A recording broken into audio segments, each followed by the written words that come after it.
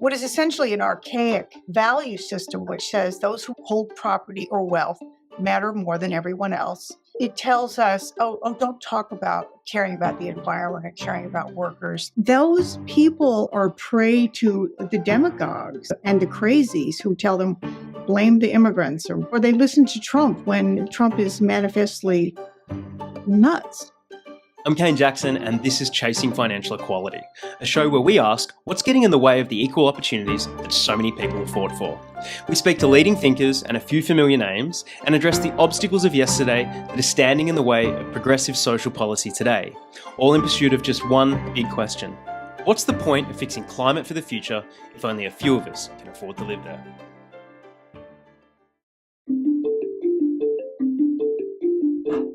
I'm joined today by Marjorie Kelly, a distinguished senior fellow from the Democracy Collaborative in the US. She's just released an incredible book she was kind enough to send me a copy of in advance. The book's called Wealth Supremacy: How the Extractive Economy and the Biased Rules of Capitalism Drive Today's Crises. Marjorie lives with her wife in Salem, just outside of Boston, and is a specialist in companies with embedded social mission and equal ownership. She was the founder of the Business Ethics magazine, which she ran for 20 years, and she holds a Master of Journalism, which helps her cut to the core of some very big issues. Marjorie, welcome to Chasing Financial Equality, and congratulations on your book launch. Yeah, thanks for having me, Kane. I want to start with your story, but maybe not how most people would ordinarily ask that. I want to ask, how did you find yourself in this space caring about these things? I reached a point in my 30s when I asked myself, what's worth doing with my life? I could have maybe gone back for a PhD or continued this publishing firm, but I thought, I wanted to be part of people working for change. If you want to make the biggest change in the world, it's business. I was working as a new projects director at a publishing company, and I was seeing a lot of new thinking in business coming up. South African divestment was happening. Business schools were starting to talk about ethics, and the new kinds of management were being talked about. So I thought there seems to be something happening. This is not my father's business mentality. And I thought I want to be part of that. And that's when I started Business Ethics magazine. It was about socially responsible business and investing. Put me in the middle of really wonderful community of people. I think the other day you said you felt a little bit like a spy in the inner workings of business a lot of the time. Yeah, it's true. I mean, I ran a small business for 20 years. That certainly taught me a lot. I spoke at a lot of business schools. And of course, I interviewed a lot of business people and heard their struggle to make business more responsible. So yeah, I feel like I understand business well. And I have been spying inside there. How do we turn this beat? Your book is the culmination of that work, and it's wonderful. I've been speaking about these issues in Australia for only about 5 years, so I'm relatively new in comparison. What's interesting is that people almost always agree with me. Do you find that when you start having these conversations, everyone you're chatting to, or most of the people you're chatting to, turn around and say, yeah, that sounds right. I can get behind that. Most people, not all people, but I do find a lot of agreement. Some people say, all we need is better taxation, all we need is better social safety nets. Change needs to go deeper than that. Is there a common theme in the people who don't agree with you? I think what I hear is that the avenues of change we're pursuing now are the right ones. We don't need to change the governance of corporation or the DNA of investing. I think a lot of people don't really think about how to do that. It sounds like a good idea when I propose it, but I'm not sure that most people understand that that's really the nature of the real change that we need is in investing. Few people seem to understand how to talk about these issues on their own. I think because the system we're a part of makes them out to be complex issues when really they're not all that complex. Yes, you're absolutely right. But I will say, when I was at Business Ethics and I was reading and interviewing a lot of real visionaries, and it took me many years to see that really CEOs are not the problem. Or they're only the presenting face of the problem, but the real power is in capital. The real power is behind the throne. CEOs get paid to make shareholders rich. And they become rich if they succeed. If they fail, they get fired. And that was a profound learning for me. Last week, you sat down with Maureen Conway, the Vice President of the Aspen Institute. Maureen oversees the Economics Opportunities Program, and she said that she's been working on economic opportunities as anti-poverty measures all of her professional life, and speaks of the incredible work being done by thousands of organizations all around the world who are committed to helping people earn a living wage and have access to economic opportunities. She noted, almost with perhaps an air of sadness, that stepping back after a long career, whilst those initiatives have made a real impact on individuals' lives, they've failed to solve where those issues arise from, and that those problems are, in many cases, getting worse. And Maureen discussed your book as an important part of the puzzle, the missing link, if you will, in addressing the wealth gap, growing inequalities, and poverty, which appear to be reaching further and further into a middle class that hasn't had to deal with it before. I'm wondering, can we start by talking about some of the issues that make it almost impossible for ordinary people to get ahead today? Yeah, I think that's a critical topic. I talk in the book about the war on workers. And this is a unified phenomenon in business, which is about maximizing gains for capital, and that often means minimizing income for workers. In the book, Kane, I have a series of myths I pose are the operating system of capitalism. And one of them is the myth of the income statement. And this is basic accounting statement that every corporation uses. You have money coming in, you have money going out. What's left over is profit. So embedded invisibly in the income statement is this myth that income to capital, which we call profit, must always be increased, and income to labor, which we call expense, must always be decreased. And so there is embedded in the very lens through which business sees the world is this mindset is embedded that says we got to give more to capital, we got to give less to labor. And the more overblown the income to capital becomes, and financial assets are a hugely overblown sphere now, 5 times GDP, but it has to grow every year. And so how does it go? Well, it has to become more aggressive in throwing people off the bus, essentially. In the 80s, jobs were sent overseas. In the last decade or so, there's been a subcontracting move. Half the people at Google don't work for Google. They're subcontractors, people who are unpacking boxes at Walmart. They don't work for Walmart. They work for a trucking company, and that trucking company in turn uses a temp agency. And then there's gig work, and there's contract, part-time, all kinds of contingent work. And this is now 40% of the workforce. So full-time secure jobs are vanishing. And we don't even talk about this. We don't recognize that this phenomenon is happening. We don't recognize that this war on workers is a unified phenomenon. We think, oh, there's this trend and there's that trend, but really it works together. We really need to start recognizing this, because let's look for an analogy at climate change. There's forest fires, there's hurricanes, there's flooding. We now recognize that's part of the unified phenomenon of climate change. You have to connect the dots some. But when we see wages flat and good jobs disappearing, manufacturing sent overseas, fighting unions, Amazon spent millions to fight a union there. We have to recognize this is a unified phenomenon and start to talk about it. Speaking of phenomena, you mentioned the term polycrisis in your book, and I'm a big fan of polycrisis. We've been talking about the convergence of numerous extreme phenomena society is experiencing for the first time. And we've called that a mega phenomenon. But obviously, polycrisis is a much better word. We've discussed how it includes broad topics such as wealth inequality, fear-based political polarization, the climate emergency, and what we're calling the finance industry emergency. You would call that financialization. This polycrisis that we're experiencing, which is obviously 4 crises that are intersecting. Right. How much of this overall polycrisis, you were talking about, these convergent themes that go together into each one of these. How much of this overall polycrisis do you think the finance industry is responsible for?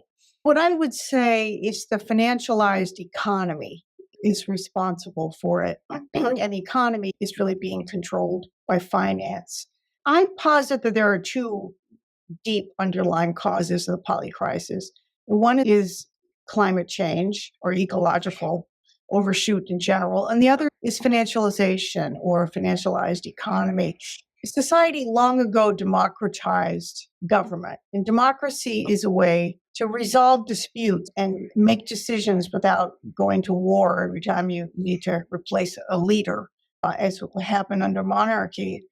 We never democratized the economy or the property regime. Property is where power in the economy lies. And we have what is essentially an archaic value system, which says those who hold property or wealth matter more than everyone else. They deserve power.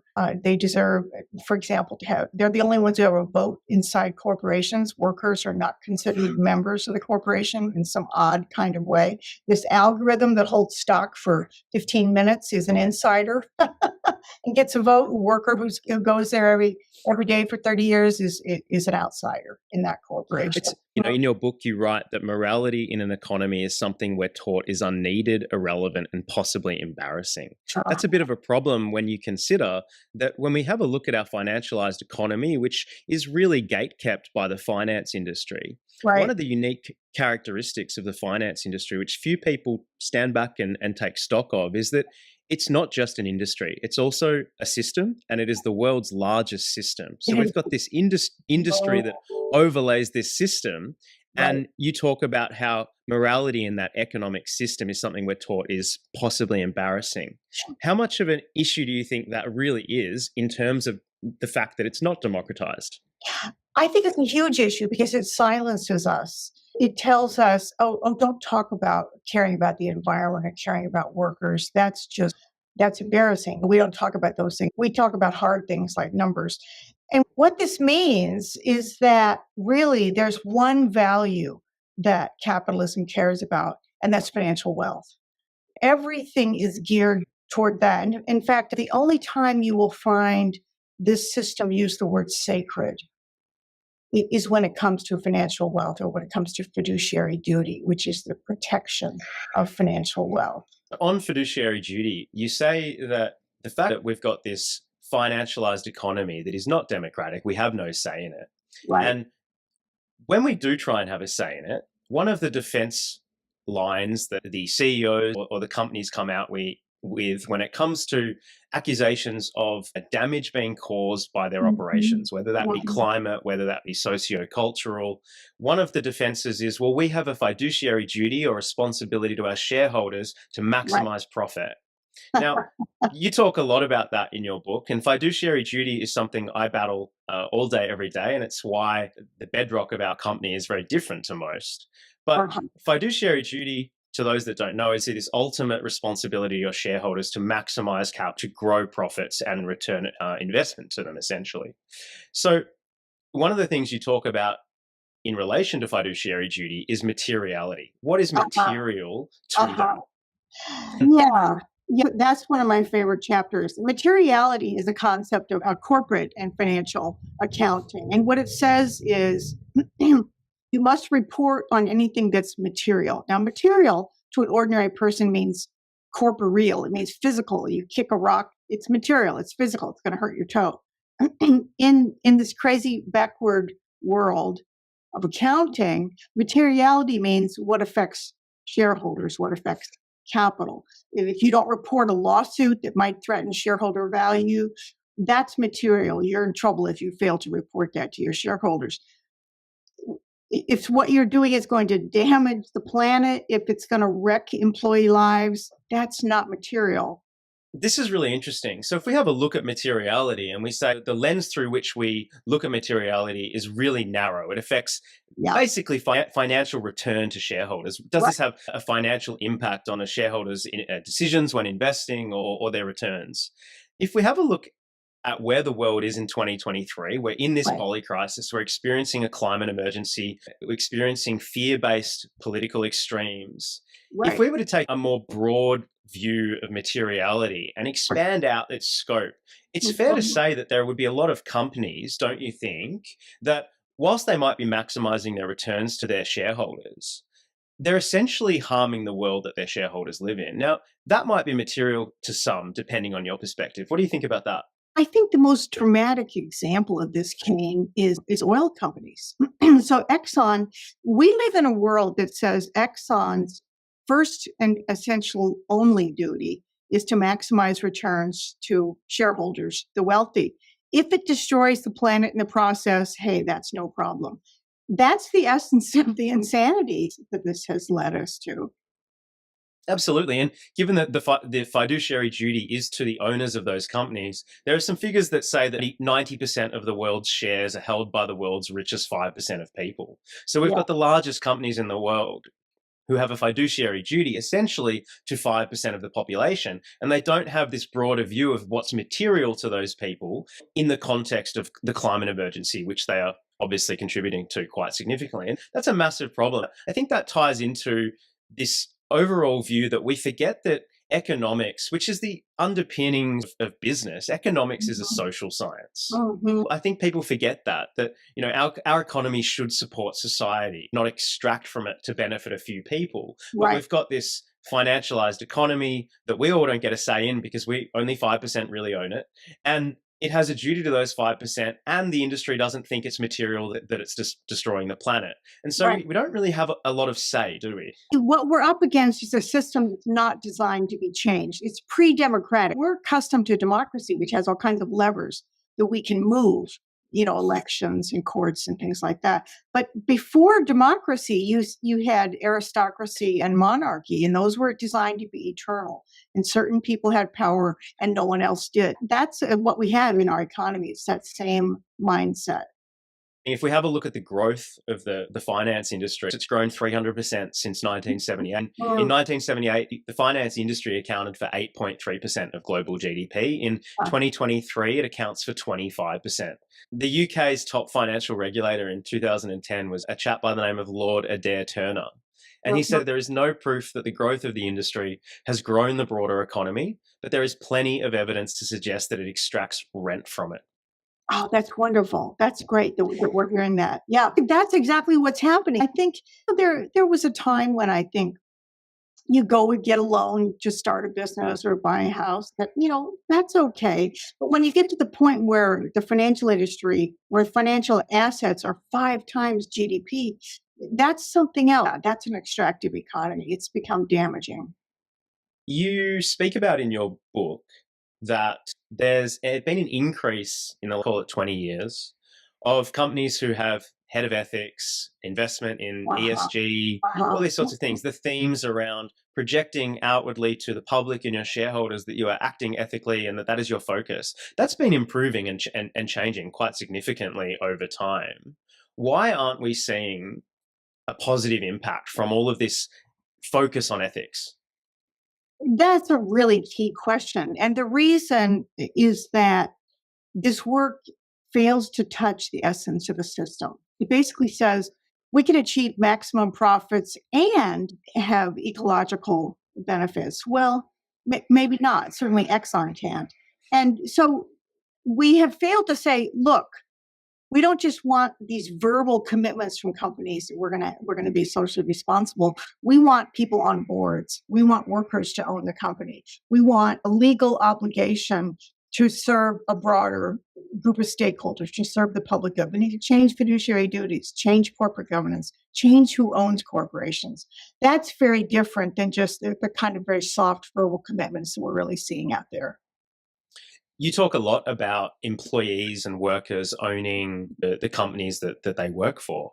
Can you talk more about why that's so important and maybe point to some of the better examples that you've experienced of that? Sure. One of the things I talked about in an earlier book, Kane, Owning Our Future, is about there are 5 elements of ownership design. There's ownership, there's governance, there's purpose, and networks, and so on. But so it's more than just ownership, right? So ideally you want companies that are owned by workers and that have a duty to serve the public good.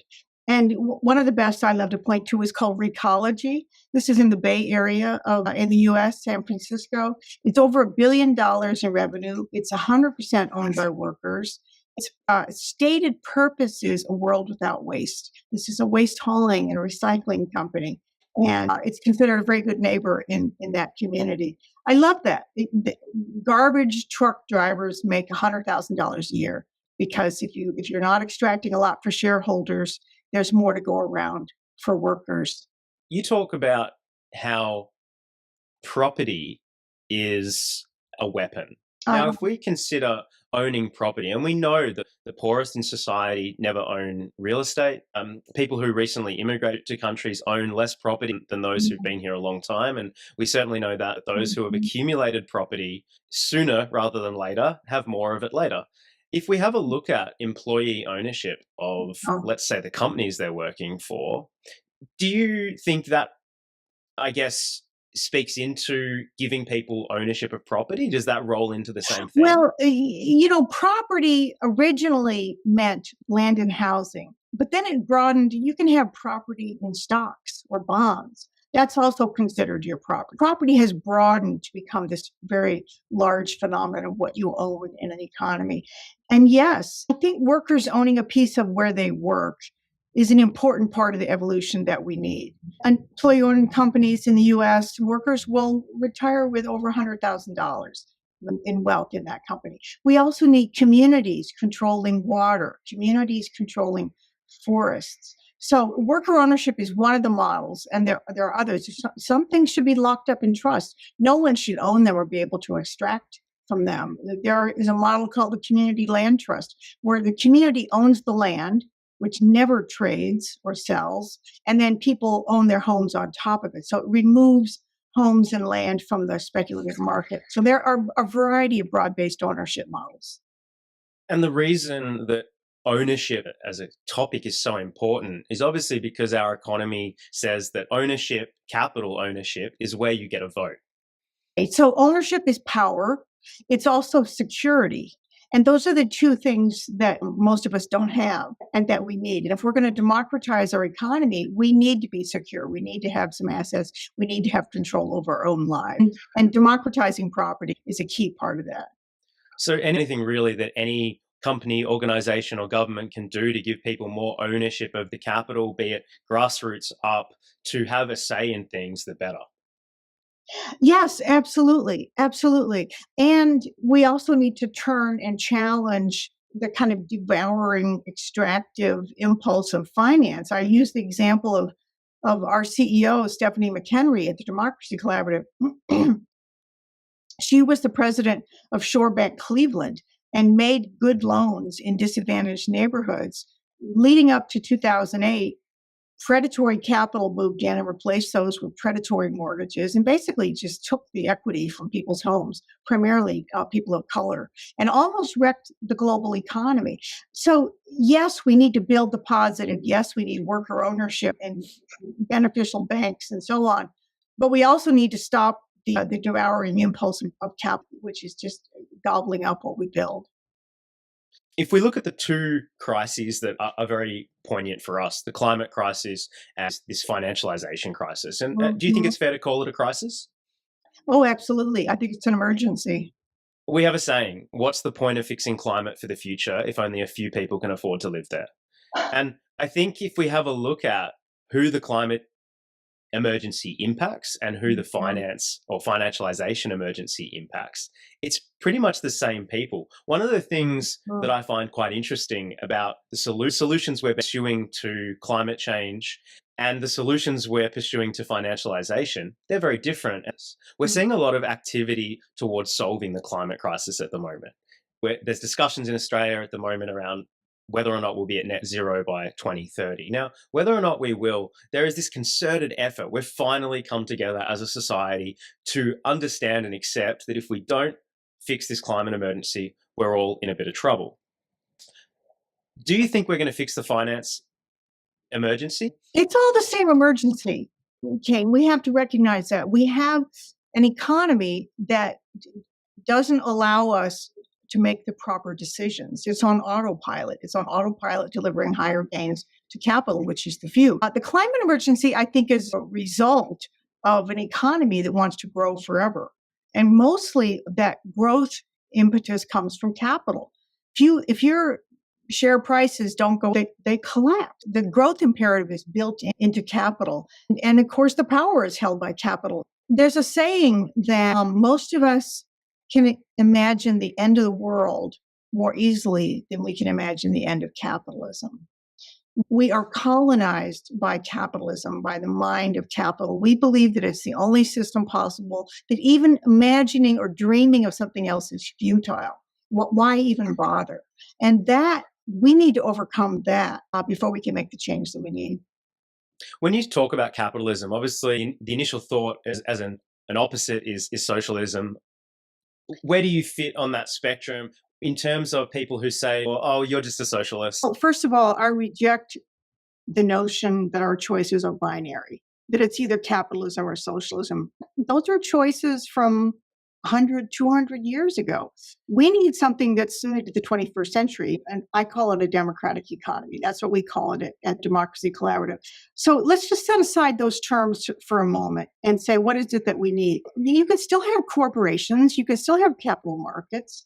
But that doesn't make you a capitalist. An ism is a system that's designed to benefit capital. It's designed to be biased toward capital. And that's what we don't need. That's what we have, and that's what we don't need. We can keep pieces of it that work, because clearly there's a lot of them. But socialism, we need social safety nets. Yes, we need voice for labor, but we need public ownership of key resources. We need all of that. But we need to just aggregate these concepts of capitalism and socialism and say, what is it that actually works and that we want? And what is it that we want to get rid of? We want to get rid of this bias toward capital that says the whole thing exists to benefit capital, and only capital has any voice or power. So to a layperson listening, how would you define, in I guess its most simplest terms, what is a democratic economy? Yeah, the democratic economy is one where capital is reined in, where ownership is broadly held, where prosperity for all of us is the aim, and we're thriving on a livable planet. I would say democratizing corporations, democratizing investments and capital, and having a whole next system of capital. Those are two of the big pathways that we need. And when I say democratizing corporations, I would also say democratizing ownership more broadly. So Maslow is trying to build a new finance industry. How significant do you think it would be if each person on Earth was entitled to one share in the financial system that we all use, and if that system ultimately served humanity and not just a handful of shareholders? Oh, I think it's a nice idea. We certainly need a financial industry. There's nothing wrong with that. And we all do need a stake in it. But you're right. We also it needs to serve the public good, and that needs to come before gains to capital. If you think that employee ownership of corporations and entities is important, do you think it's fair to say that the next step of that is collective ownership from the customer base more broadly? Oh, I think that's an important model. Well, you're talking about cooperative. We've got a lot of cooperatives or credit unions or mutual banks in Australia, like you do in the US. They don't thrive. They certainly haven't thrived. There's been a lot of mergers. There's been a lot of shutdowns. There's been a lot of the decrease in the significance that they have in the market. Do you have any ideas why that might be? I think that most of us don't think of ownership as an avenue of social change. It's just not on most people's radar. We don't recognize that having a cooperative bank or a cooperative grocery store, that is a huge asset. That's a huge benefit to us. That's interesting because Australia, just like America, we're obsessed with the dream of buying property. Now, you say people don't understand that collective ownership is this means of change, but we seem to have this innate understanding that property ownership is crucial to our future. But if we look at property more broadly, then surely collective ownership of the utilities, the systems, the industries that we use is the key to a successful future for more of us. Yes, it is. And I open the book by talking about water. In the US, 85% of Americans already get our water from a municipally owned utility. So these are cities that own and control these utilities. But people instinctively understand that water should be locally controlled. If there's a problem with your water, you want to call the mayor. You want to call somebody locally to fix it. You don't want some absentee corporation in charge of your water or charging you as much as they can get away with. I think water, I think healthcare, These we understand, these should be collectively run and owned. And so I think those are the sectors that we need to start with, Kane, if we want to drive this message. Look, ownership really matters and it needs to be in broad hands. Water's an interesting one. I've used the water example in a different context many times before. I compare water and money quite frequently because if we think about it, a liter of water is a liter of water. Whether I turn my tap on at my house or my friend's house, it's the same liter of water. I have the same expectations over it. I use it the same. It is essentially this common utility that I need for my life. Now, I talk about money in the context of the finance industry in really similar terms. And if you have a think about it, every financial product that is being sold, whether it's insurance, whether it's investing, whether it's a loan, every financial product being sold is selling money.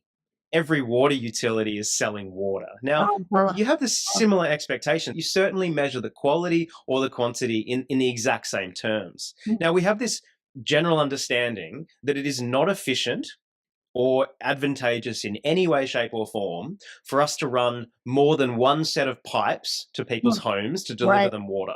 We understand that it is the most efficient way to run a system to have one set of pipes. If we have a look at the finance industry, when you buy insurance, whilst you might have different expectations, just as the way you use water, you will have different expectations of it. You might have a garden or you might not. When it comes to insurance, you measure the benefit of your car insurance in the same terms. You measure it in dollar values. And that is a really interesting comparison and brings us into a discussion about, if we have a look at the finance industry, it's the only industry in the world that has an irreconcilable conflict because it sells money.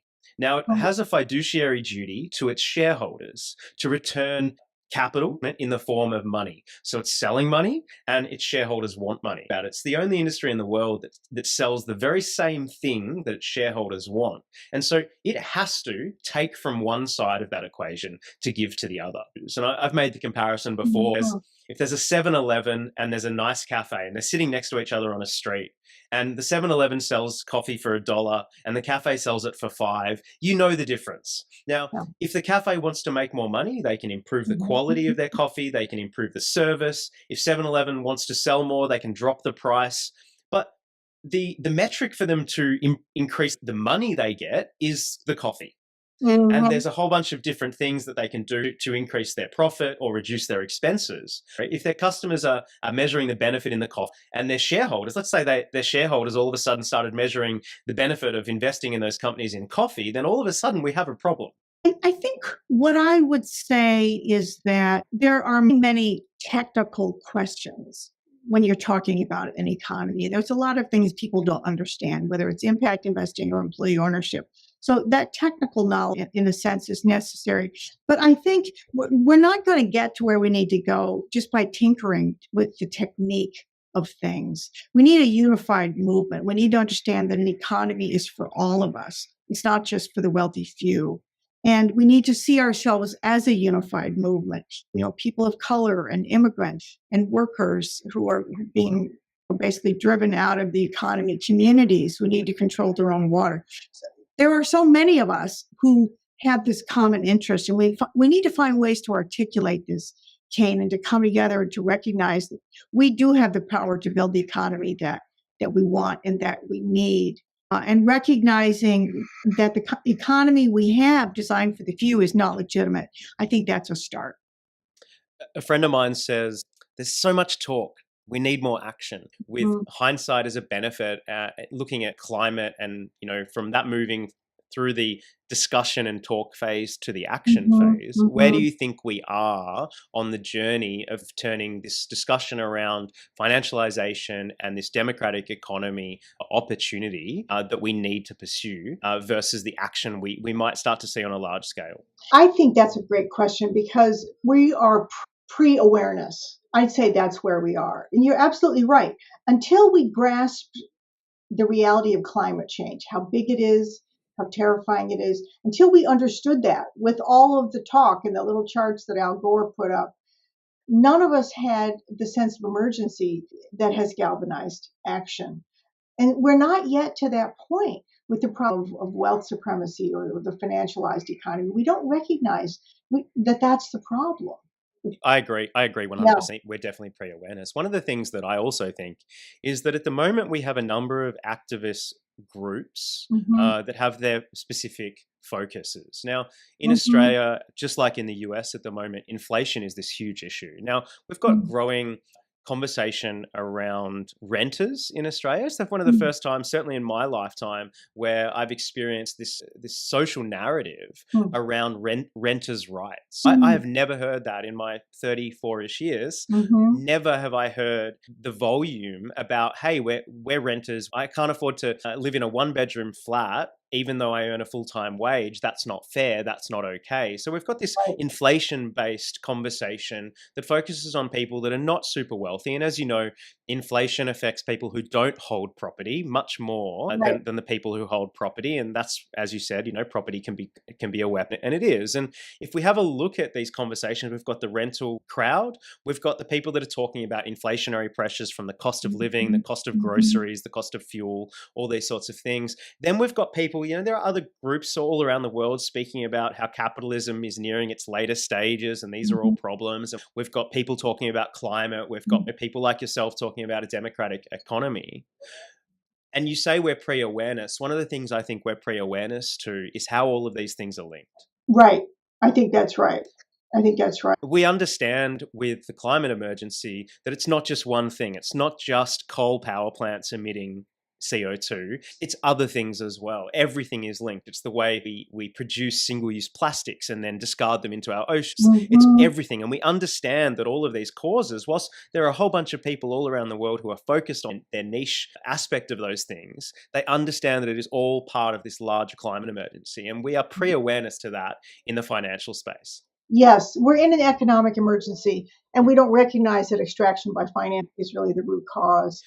Do you think Mhm. largely the problem is the fact that the people who own most of the economy, the 90% of the world's shares being held by the Mhm. richest 5%, do you Mhm. think maybe the problem is more so that the 5% are very well aware that we are in an economic emergency? It just so happens that that emergency doesn't affect them and in many cases makes their life better.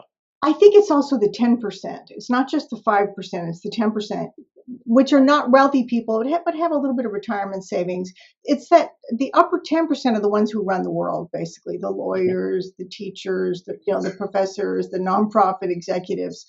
That group is doing okay. And so I think you're right. The emergency doesn't touch the people who really have the decision making power. And I think that really limits us.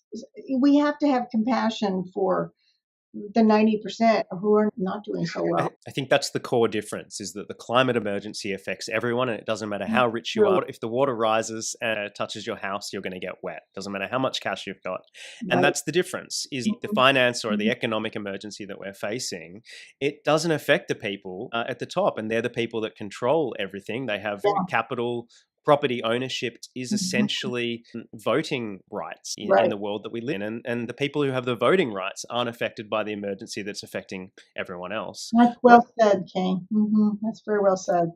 one of the things that bothers me a lot about people who are very loud about their climate activism, the necessity they speak to when it comes to fixing the climate Mhm. emergency. Mhm. These people, especially Australia, but all around the world, are often very wealthy people. But if we have a look at the impact of climate on the people, let's say the bottom 90%, which is a real shame when you're speaking about any 90% as a bottom. But, but Right. if you look at the effect of climate on those 90%, the effects are very similar to the economic emergency we're Yeah. facing. And yet, the people who are talking about the solutions as benefiting all of us are kind of ignoring that there's still this other suite of problems that we're all going Mhm. to be facing. And Mhm. again, coming Mhm. back to that saying, what's the point of fixing climate for the future if only a few of us can afford to live there? We've got all these people saying, we've got to change this, we've got to fix climate, we've got to fix this problem. It's not negotiable. We don't have time anymore. And yet, almost none of those same people saying, hang on a minute, what's the point of this for the world, for society, for 90% of the population if we don't address the economic emergency? Yeah, I think the economic emergency also affects all of us in the same way that climate does. And one of the big ways is the destruction of democracy. we have lost good jobs. We've destroyed reliable jobs. And so we have a disaffected white working class in the US, I'm speaking. And those people are prey to the demagogues and the crazies who tell them, blame the immigrants or, whatever. And, or they listen to Trump when Trump is manifestly nuts. And so the loss of democracy, and which of course is funded by a few plutocrats, a few billionaires who are funneling in the dark money that's really coming up with these crazy ideas like let's destroy democracy. So it's not as though the 10% are going to be fat and happy and just sail into the future with no problem. That's not going to happen. Our society is at crisis levels on so many levels, and it affects all of us. So we really do need to fix this economic crisis, this economic emergency, if we want to save this version of democracy that most of us only really remember. And I'm not afraid to say I am relatively quite young, but democracy isn't what it used to be. We are seeing a departure from the healthy debate that democracy requires to flourish. We have these political extremes that are probably absolutely being caused by fear.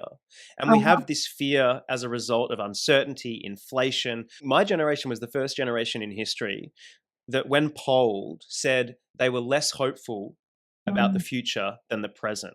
Every other generation in history, when asked at age 20 or whatever it might be, hey, how do you feel about the future? They always said they were more hopeful. It's going to be better than it is now. My life, my experience of the world, it'll be better. I will have learnt, I will have grown, I'll be happier. I'm more hopeful for the future. My generation was the first one that said, no, I don't think that's the case. In 5 years' time, I don't think I'll be better off than I am now. And I think if we don't start to look at perhaps the climate crisis, the cost of living crisis, the democratic crisis as one and the same of this economic crisis, we're not going to solve any of them. Yeah, I think that's right. And progressives need to unify around this understanding and a vision of the kind of society that we need. Conservatives are pretty united. They want strong men in power. They want democracy destroyed. They want women in the homes.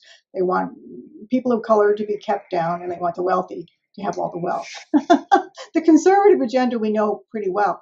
Progressives, we're not as united around our agenda because I think we don't recognize the nature of the problem. And I think that's a good place to start. One of my heroes, Urvashi Vaid, said that the progressive social policies of the 70s and 80s didn't fail. They succeeded. They succeeded in giving queer people more rights or equal rights. They succeeded in giving African Americans a place in society after giving them the vote. What she said was that they didn't go far enough in creating economic systems that supported the advancements of those social policies. So we've still got the economic systems left over from before these times. And meanwhile, that economic system, the financial sphere of wealth has grown more and more bloated over time, which is a metric we don't even track. And yet it needs to keep growing. So the level of financial extraction has really increased. And we have never turned and addressed that. Social safety nets and power for labor and a few spheres of public ownership don't address the DNA of corporations and capital markets. And that's foreign territory to most leftists and progressives. They say, let's have some worker co-ops, but there's about 400 worker co-ops in the US, and most of them have about 2 workers. So that by itself is not the transformative agenda that we need. We need to know that world, and that's the world we need to enter and change and claim as our own. That brings us to the end of today's episode of Chasing Financial Equality. A massive thank you to Marjorie Kelly from the Democracy Collaborative for joining us today. If you want to get a copy of her latest book, you can do so from Amazon or Penguin Random House Publishers. It's called Wealth Supremacy: How the Extractive Economy and the Biased Rules of Capitalism Drive Today's Crises. Thanks again, and if you'd like to learn more about what we're doing at Maslow, head to our website, maslow.com.au.